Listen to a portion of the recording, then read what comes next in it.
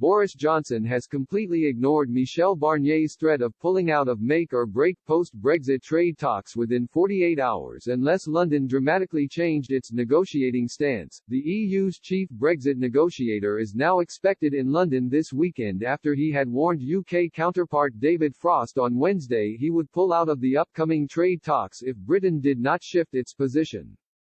There has been uncertainty over whether the in-person talks would be resuming on Saturday, deepening the crisis in the increasingly bitter trade talks with just over a month to go until the end of the transition period on December 31.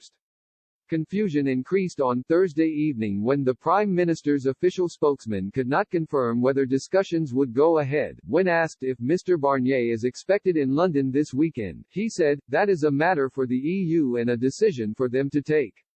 The response from Downing Street illustrates the tension-filled relationship that is increasingly building between the UK and EU negotiating teams. Several major differences remain in negotiations, predominantly around fisheries, state aid and the EU's level playing field.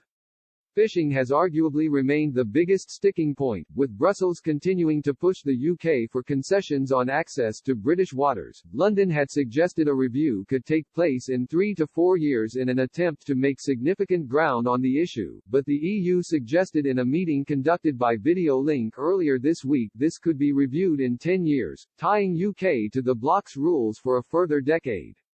But Mr. Johnson has stood firm and told the House of Commons on Wednesday he guaranteed British sovereignty would be protected for the whole of the UK over the transition period is completed in just over 4 weeks' time. The Prime Minister told Parliament, "Our position on fish has not changed. We will only be able to make progress if the EU accepts the reality that we must be able to control access to our waters. It is very important at this stage to emphasize that."